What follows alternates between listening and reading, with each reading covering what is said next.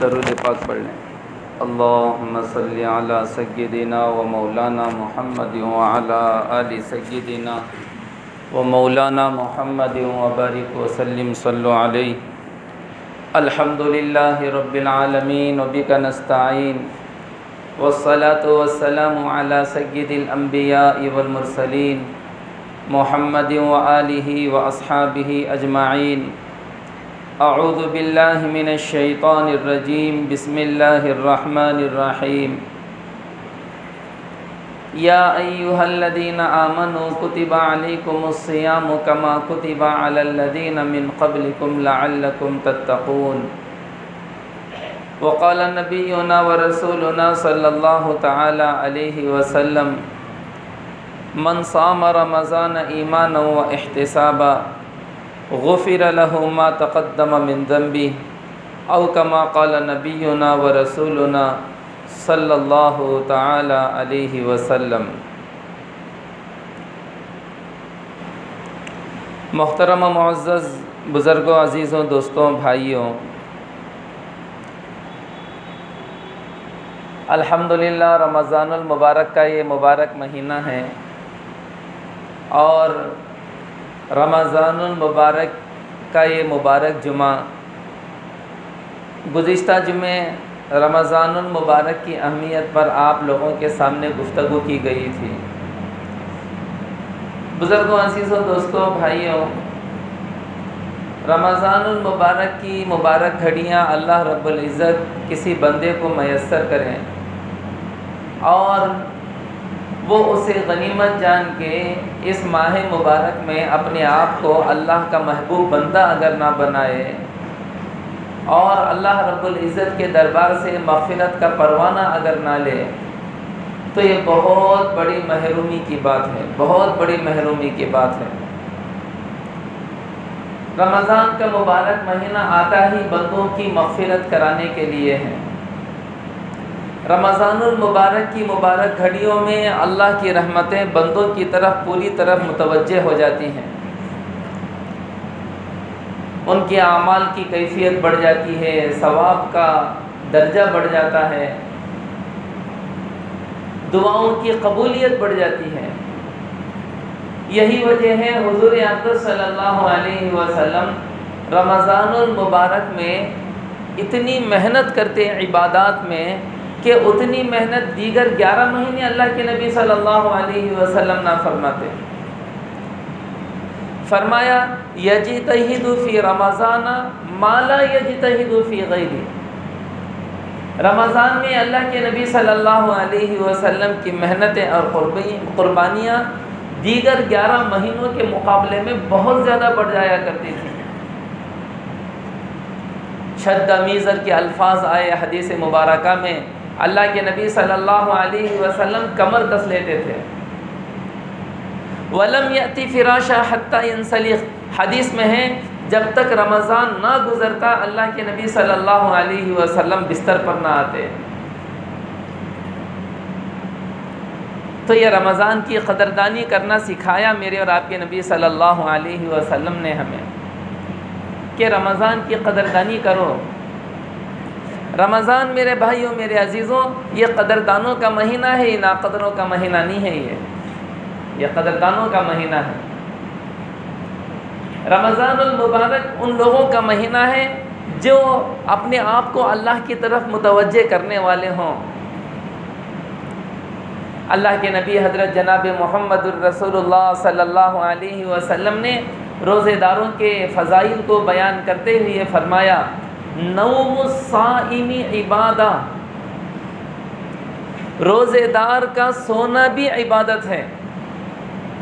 کچھ نہیں کر رہا، روزے دار سو رہا ہے، اللہ کے نبی صلی اللہ علیہ وسلم نے فرمایا عبادت ہے روزے دار کا سونا۔ وَصَمْتُهُ تسبیح، روزے دار خاموش بھی ہیں تو اس کی خاموشی تسبیح ہے، ذکر کا ثواب ہے۔ وَعَمَلُهُ مُضَاعَف، فرمایا اللہ کے نبی صلی اللہ علیہ وسلم نے روزے دار اگر کوئی عمل کرے گا تو پھر اس عمل کو ڈبل ٹرپل بنا دیا جائے گا، اسے بڑھا دیا جائے گا، اسے ڈبل کر دیا جائے گا۔ فرمایا وَدُعَاؤُهُ مُسْتَجَابٌ، روزے دار کی دعا مقبول ہے۔ یہ 4 باتیں اللہ کے نبی صلی اللہ علیہ وسلم نے بتائیں روزے دار کے بارے میں۔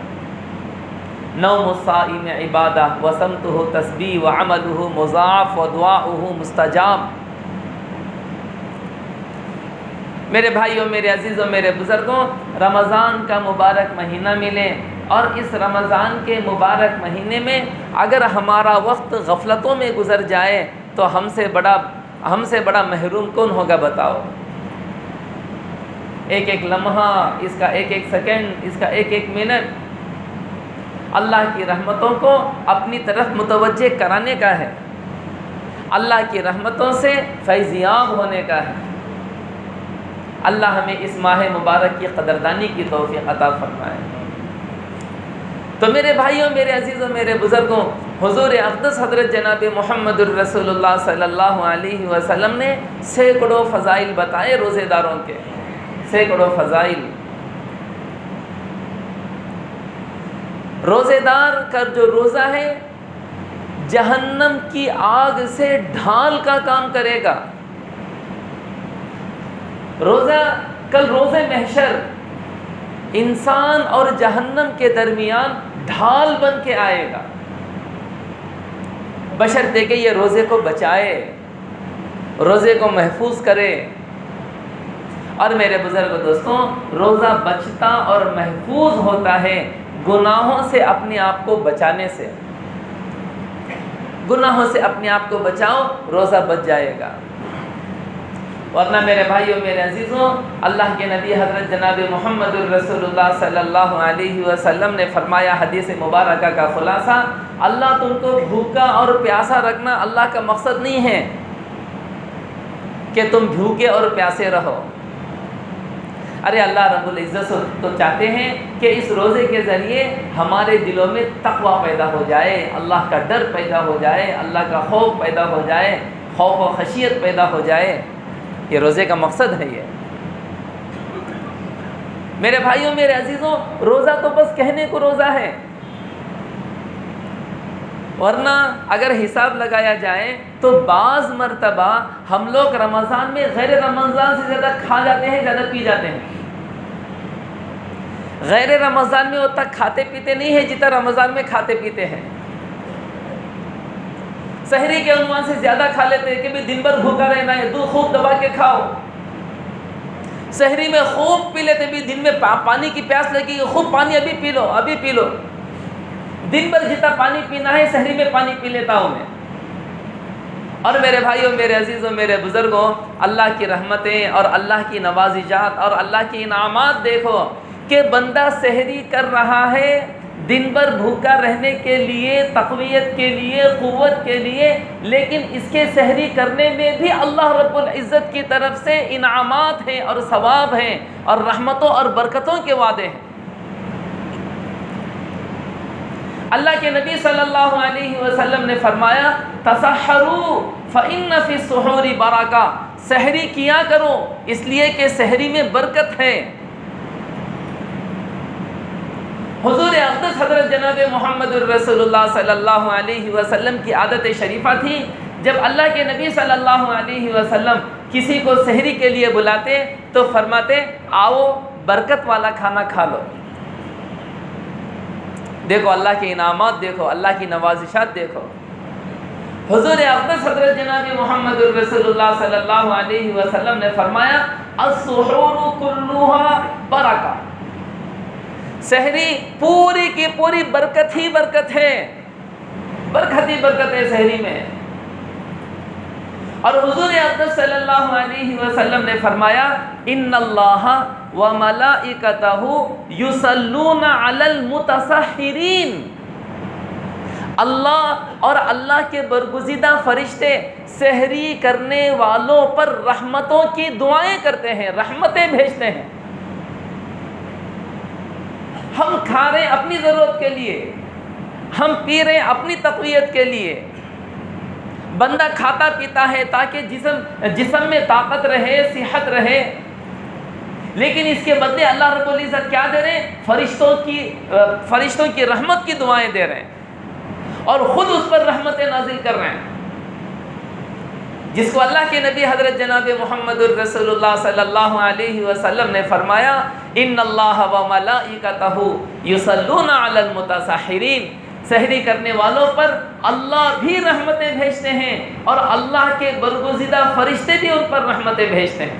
کتنی بڑی بات ہے، ہم سحری کر رہے ہیں اللہ رحمتیں بھیج رہے ہیں، ہم سحری کر رہے ہیں اللہ کے فرشتے رحمتیں بھیج رہے ہیں۔ یہ سحری ہے میرے بزرگوں۔ اللہ کے نبی حضرت جناب محمد الرسول اللہ صلی اللہ علیہ وسلم نے فرمایا 3 چیزوں میں برکت ہے۔ سب سے پہلی چیز جس میں برکت ہے وہ ہے جماعت میں برکت ہے، اجتماعی اعمال میں برکت ہے۔ ایک ہے آدمی کی انفرادی نماز اور ایک ہے آدمی کی جماعت کی نماز۔ اللہ کے نبی حضرت جناب محمد الرسول اللہ صلی اللہ علیہ وسلم نے فرمایا افضل صلاۃ الجماعت من صلاۃ الفضل ب27 درجۃ، اکیلے پڑھنے والے کی نماز اور اس کے مقابل میں جماعت کے ساتھ پڑھنے والے کی نماز، جو نماز جماعت کے ساتھ پڑھی جاتی ہے وہ ثواب میں اکیلے کے مقابلے میں 27 گنا ثواب میں بڑھ جاتی ہے۔ 27 گنا 27 ٹائم وہ ثواب میں آگے بڑھ جاتا ہے۔ یہ جماعت کا ثواب ہے، جماعت کی برکت ہے یہ۔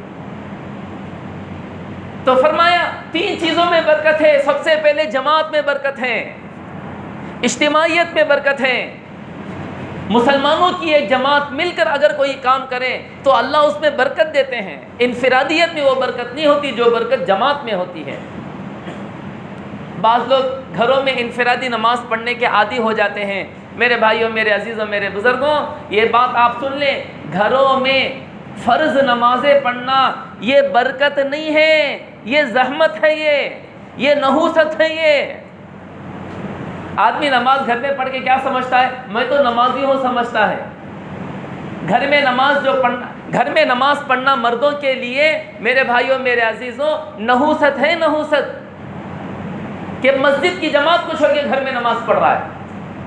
اور کتنی بڑی نحوست ہے معلوم؟ اللہ کے نبی حضرت جناب محمد الرسول اللہ صلی اللہ علیہ وسلم نے اپنی ناراضگی اس طریقے سے ظاہر فرمائی کہ میرا دل تو چاہتا ہے نوجوانوں کو اکٹھا کروں اور ان لوگوں کے گھروں کو جلا دوں جو بغیر کسی عذر کے گھروں میں نماز پڑھ رہے ہیں۔ رحمت للعالمین حضرت محمد الرسول اللہ صلی اللہ علیہ وسلم ان گھروں کو جلانے کے لیے تیار ہیں جو لوگ اپنے گھروں میں مسجد کی جماعت کو چھوڑ کے نماز پڑھ رہے ہیں، اور یہ گھر میں نماز پڑھ کے اپنے آپ کو بڑا نمازی سمجھ رہا ہے، بڑا دیندار سمجھ رہا ہے۔ تو میرے بزرگوں، جماعت میں برکت ہے، جماعت میں۔ اللہ کے نبی حضرت جناب محمد الرسول اللہ صلی اللہ علیہ وسلم نے جماعت کی نماز کا اتنا اہتمام کیا۔ حضور اقدس صلی اللہ علیہ وسلم کے مبارک زمانے میں، آپ کی مبارک زندگی میں وہ بھی موقع آیا، آپ کے پیروں میں طاقت نہ تھی چل سکیں، آپ کے جسم مبارک میں طاقت نہ تھی کھڑے ہو سکیں۔ 2 صحابہ کو اللہ کے نبی صلی اللہ علیہ وسلم نے بلایا، دونوں کے کاندھوں پر ہاتھ رکھا، گھسٹتے مسجد کو جا کے اللہ کے نبی نے مسجد کی جماعت میں اپنے آپ کو شامل کیا اور بتایا امت کو کہ مسجد کی جماعت کی یہ اہمیت ہے، یہ فضیلت ہے مسجد کی جماعت کی۔ تو فرمایا جماعت میں برکت ہے، جماعت سے جڑے رہو۔ دوسری چیز جس میں برکت ہے، اللہ کے نبی صلی اللہ علیہ وسلم نے فرمایا سرید میں برکت ہے۔ سرید عربوں کا ایک ڈش ہے، ایک کھانا ہے سرید۔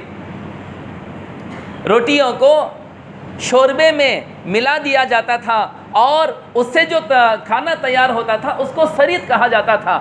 یہ بہت ہی مرغوب غذا تھی عربوں کی۔ یہ اللہ کے نبی صلی اللہ علیہ وسلم کو بھی یہ پسند تھا۔ حضور اقدس صلی اللہ علیہ وسلم نے فرمایا سرید میں برکت ہے۔ 2 چیزیں ہوئی۔ تیسری چیز حضور اقدس صلی اللہ علیہ وسلم نے فرمایا کہ سحری میں برکت ہے۔ حضور اقدس صلی اللہ علیہ وسلم نے سحری کو جماعت کے ساتھ جوڑا ہے۔ آپ اندازہ لگاؤ سحری کھانا کتنی برکت والا کھانا ہے، سحری کا کھانا۔ لہذا حدیث مبارکہ میں اللہ کے نبی صلی اللہ علیہ وسلم نے فرمایا سحری برکت والا کھانا ہے، اگر تمہیں وقت نہ ملے، ایک گھونٹ پانی کا بھی پینے کا موقع ملے تو ایک گھونٹ پانی ہی سری ضرور پی لیا کرو، اس لیے کہ سحری کرنے والوں پر اللہ اور اس کے فرشتے رحمتیں نازل کرتے ہیں۔ یہ حدیث میں ہے۔ یہ اگر وقت نہیں ملا کم سے کم ایک گھونٹ پانی پی لیا کرو۔ میرے بزرگ دوستوں، بھائیو، عزیزوں، اللہ کے نبی حضرت جناب محمد الرسول اللہ صلی اللہ علیہ وسلم نے بیان فرمایا، 3 چیزیں ہیں جن کا اللہ کوئی حساب و کتاب نہیں لیں گے۔ 3 کھانے ہیں، ان کھانوں کا اللہ کے پاس کوئی حساب و کتاب نہیں ہوگا، بشرطے کہ وہ کھانا حلال ہو۔ وَيَسْأَلُونَكَ يَوْمَئِذٍ عَنِ النَّعِيمِ، کل روز محشر اللہ رب العزت ہر نعمت کا سوال کریں گے بندے سے، ہر نعمت کا سوال ہوگا اللہ کے پاس۔ حضور اقدس صلی اللہ علیہ وسلم نے ان 3 نعمتوں کو الگ کیا۔ 3 نعمتیں ایسی ہیں جن کا کوئی حساب نہیں، جن کا کوئی سوال نہیں۔ فرمایا سب سے پہلے نمبر پر جس کا کوئی حساب و کتاب نہیں، جس کا کوئی سوال نہیں، الصائم عند فطری، روزے دار جب افطار کے وقت جو کھاتا ہے اس کھانے کا کوئی حساب و کتاب نہیں۔ اللہ کے نبی صلی اللہ علیہ وسلم نے فرمایا للصائم فرحتان، فرحت عند فطری و فرحت عند لقاء الرحمن، روزے دار کے لیے اللہ 2 فرحتیں دیتے ہیں، دنیا میں اللہ افطار کی لذت دیتے ہیں اور آخرت میں اللہ دیدار کی لذت دیتے ہیں۔ بندے کا روزہ اختتام کو پہنچتا ہے اور اس اختتام کے وقت بندہ افطار کرتا ہے۔ اللہ کے نبی حضرت جناب محمد الرسول اللہ صلی اللہ علیہ وسلم نے فرمایا افطار کا کھانا جب حلال ہوگا چاہے وہ جتنا کھائے اس کا کوئی حساب و کتاب نہیں ہے، اس کا کوئی سوال نہیں ہے۔ دوسرے نمبر پہ حضور اقدس صلی اللہ علیہ وسلم نے فرمایا وہ کھانا جو سحری میں کھایا جاتا ہے، سحری میں کھائے جانے والے کھانے کا کوئی حساب و کتاب نہیں ہے۔ تیسرے نمبر پہ اللہ کے نبی صلی اللہ علیہ وسلم نے فرمایا والمرابط فی سبیل اللہ، وہ بندہ جو اللہ کے راستے میں رات کو پہرا دیتا ہے، رات کو جاگتا ہے اور لشکر اسلام کی حفاظت کرتا ہے، اللہ اس کے لیے کوئی حساب و کتاب نہیں کریں گے۔ تو میرے بزرگوں، عزیزوں، دوستوں، حضور اقدس حضرت جناب محمد الرسول اللہ صلی اللہ علیہ وسلم نے سحری کو امت کے لیے برکت کا ذریعہ بنایا، رحمت کا ذریعہ بنایا، اللہ کے توجہات کا ذریعہ بنایا۔ برکت ہے سحری، ہم کھا رہے ہیں میرے بھائیوں، میرے عزیزوں، سحری کھاؤ تو عبادت کا تصور کر کے کھاؤ، ہم کھا نہیں رہے، عبادت کر رہے ہیں، ہم کھا نہیں رہے، اللہ کا ذکر کر رہے ہیں۔ کھانا بھی عبادت ہے، سحری میں کھانا برکت کا ذریعہ ہے۔ افطار کا حال لے لو، حضور اقدس حضرت جناب محمد الرسول اللہ صلی اللہ علیہ وسلم نے فرمایا روزے دار کے لیے افطار کے وقت جو دعا کی جاتی ہے، حضور پاک صلی اللہ علیہ وسلم نے فرمایا وہ دعا اس کے لیے مستجاب ہوتی ہے، وہ ضرور قبول ہوگی۔ افطار کے وقت جو دعا مانگی جائے گی وہ دعا ضرور اللہ قبول کریں گے، اس کی دعا کو، وہ دعا قبول ہو کے رہے گی۔ اس وجہ سے میرے بھائیوں، میرے عزیزوں، میرے بزرگوں، افطار کے وقت کو غفلت کے ساتھ نہیں گزارنا چاہیے، یہ غفلتوں کے ساتھ گزارنے کا وقت نہیں ہے، یہ تو اللہ کی طرف متوجہ ہونے کا وقت ہے۔ اللہ رب العزت کی رحمتیں اور اللہ رب العزت کی توجہات روزے دار کی طرف پوری طریقے سے متوجہ ہیں، اس وقت اللہ کی طرف متوجہ رہو۔ ہاں، جب افطار کا وقت ہو گیا تو اب افطار کرو۔ اب حضور اقدس صلی اللہ علیہ وسلم کی عادت شریفہ تھی، اللہ کے نبی صلی اللہ علیہ وسلم ہمیشہ روزے کا جو افطار کیا کرتے تھے، کھجور سے اللہ کے نبی صلی اللہ علیہ وسلم روزے کا افطار کرتے تھے۔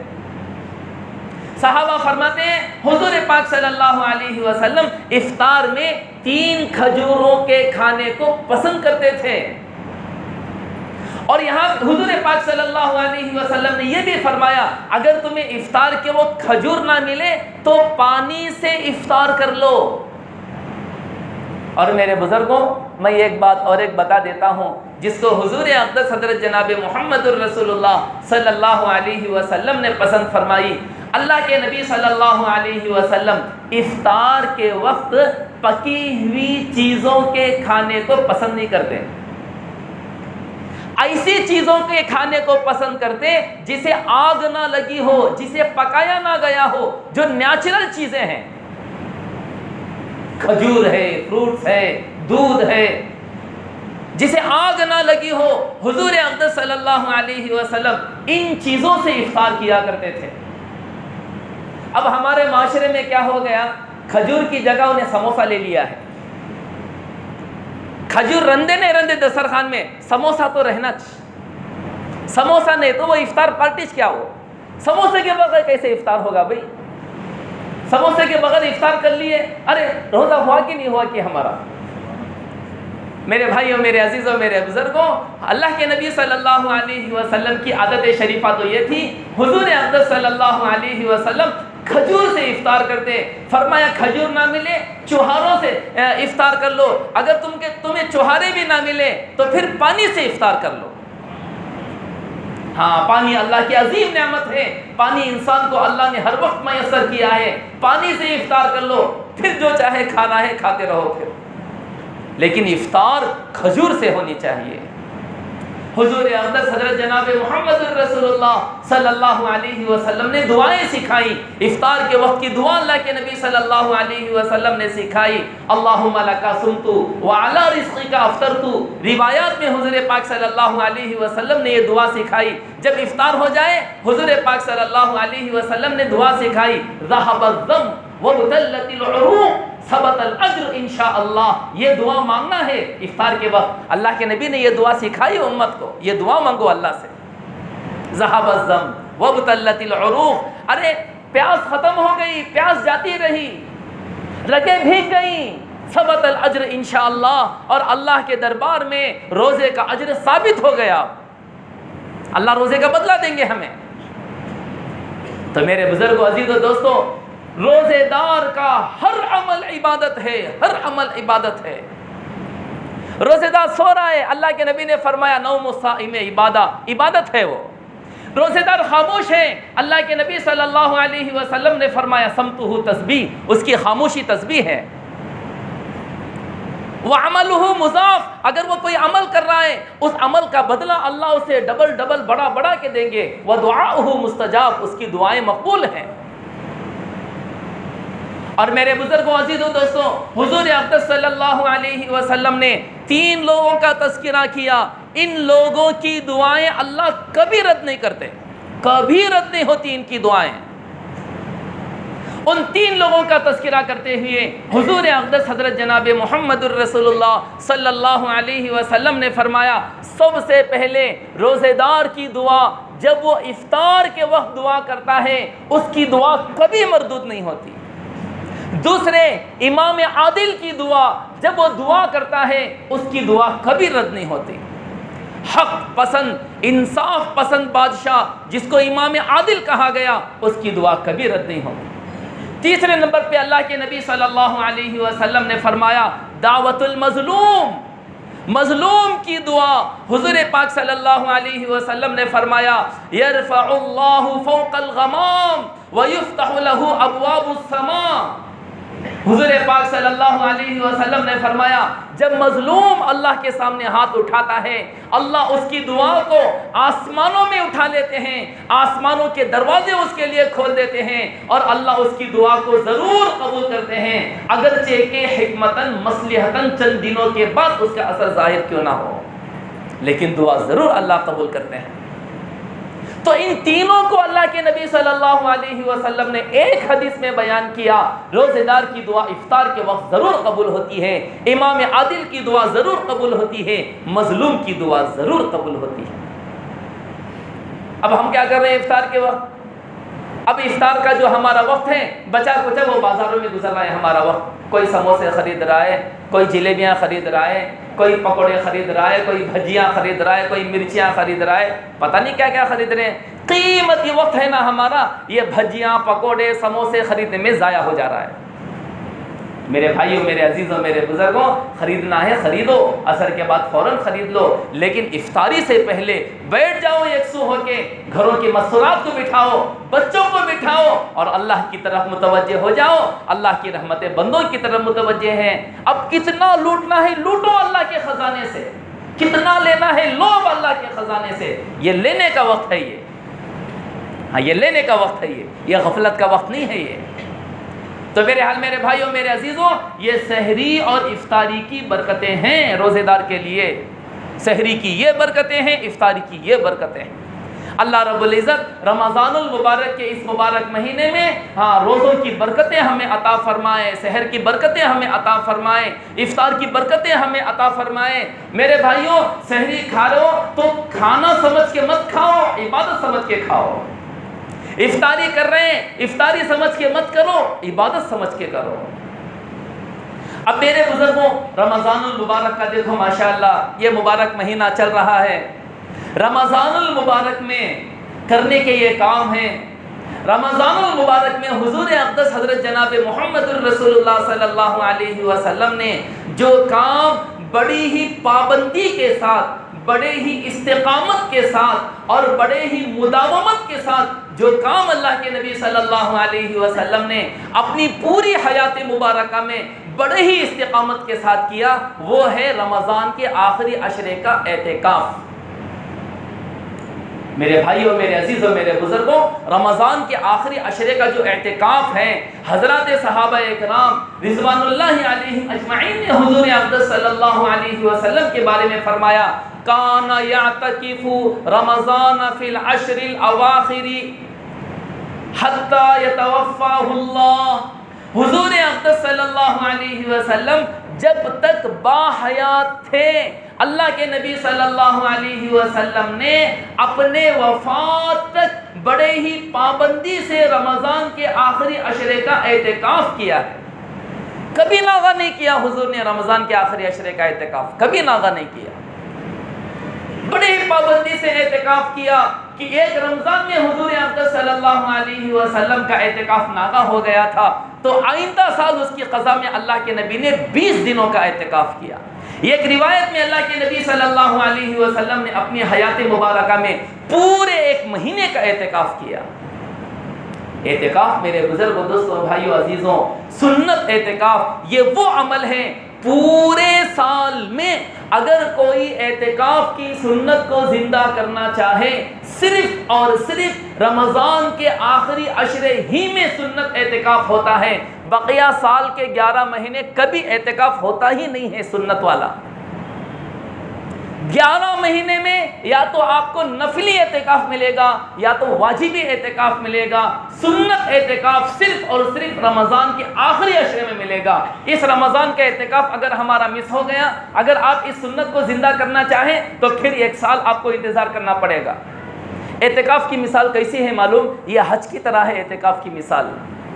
حج کے ایام مخصوص ہیں، اس کی جگہ مخصوص ہے، مخصوص دنوں میں مخصوص جگہ ہی میں حج ہوتا ہے، پوری دنیا میں کہیں نہیں ہوتا اور سال بھر کبھی نہیں ہوتا۔ معلوم نہ حج کا مسئلہ کیسا ہے؟ 8 ذی الحجہ سے لے کے 12 ذی الحجہ تک یہ دن مخصوص ہیں حج کے۔ مینا، عرفہ، مزدلفہ یہ جگہیں مخصوص ہیں حج کے۔ یہ جگہ اگر چھوڑیں، یہ ایام چھوڑیں، پورا سال کبھی حج نہیں ہوتا۔ پھر حج کا ان کے علاوہ کسی دنوں میں کوئی کانسیپٹ ہی نہیں ہے۔ میرے بزرگوں، دوستوں، اعتکاف کا بھی وہی مسئلہ ہے، پورے سال میں مخصوص دنوں میں مخصوص جگہ میں یہ اعتکاف ہوتا ہے۔ اگر رمضان کا آخری عشرہ نہ ہو، سنت اعتکاف کا تصور نہیں، مسجد نہ ہو، سنت اعتکاف کا تصور نہیں۔ اللہ کے نبی صلی اللہ علیہ وسلم نے فرمایا، من اعتکف عشرا فی رمضان کحجتین وعمرتین۔ حضور اقدس صلی اللہ علیہ وسلم نے فرمایا، جو رمضان کے آخری عشرے کا اعتکاف کرے گا، اللہ رب العزت اسے 2 حجوں کا اور 2 عمروں کا ثواب دیں گے۔ ایک عشرے کے اعتکاف پہ اللہ کیا دے رہے ہیں؟ 2 حج کا ثواب، 2 عمروں کا ثواب۔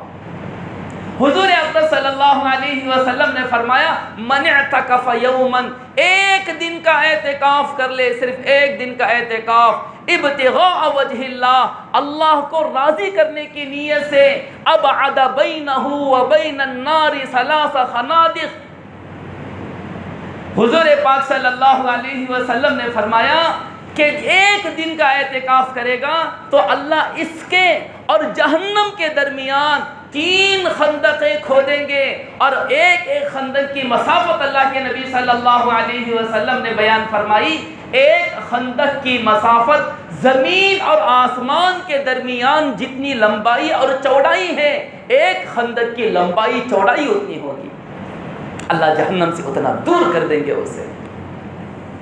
اور حضور اقدس صلی اللہ علیہ وسلم نے فرمایا للمعتکف یجری لہ، اعتکاف کرنے والے کے لیے اللہ ان تمام اعمال کا بدلہ دیں گے جو وہ غیر اعتکاف میں کیا کرتا تھا۔ ایک آدمی اعتکاف میں بیٹھا، جنازہ آ گیا، تدفین میں شرکت نہیں کر سک رہا ہے، اسے شرکت کیے بغیر اس کا ثواب دیں گے اللہ۔ اعتکاف میں بیٹھا، کسی کی عیادت کو نہیں جا رہا ہے، گئے بغیر اللہ اس کا ثواب دیں گے اسے۔ اعتکاف میں بیٹھا، کوئی صلہ رحمی نہیں کر پا رہا ہے، گئے بغیر اللہ اسے اس کا ثواب دیں گے۔ تو میرے بزرگوں، دوستوں، بھائیوں، عزیزوں، رمضان میں کرنے کے یہ کام ہیں، ہاں یہ کرنا ہے رمضان میں۔ آخری عشرے میں کیا کرو میرے بھائیوں، میرے عزیزوں؟ اعتکاف کرو آخری عشرے میں۔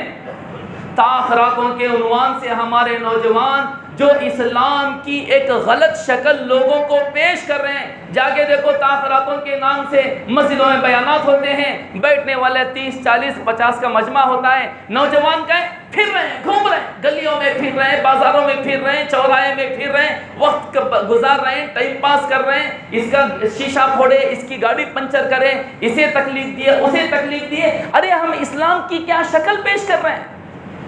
ارے وہ ماں باپ ہے کہاں جو اپنے بچوں کو اپنے کنٹرول میں نہیں رکھ سکتے؟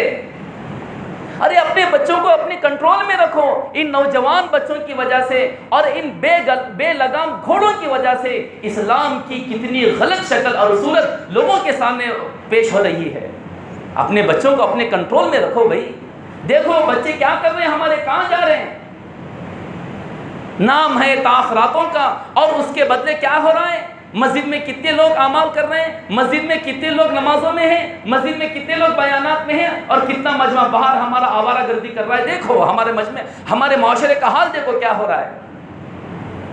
رمضان کے آخری عشرے میں اللہ کے نبی صلی اللہ علیہ وسلم نے اعتکاف کیا ہے۔ اعتکاف کرو، آ کے مسجد میں پڑے رہو، اپنے آپ کو مسجد میں بندی بنا لو، قید کر لو مسجد میں، اللہ کے گھر میں اپنے آپ کو۔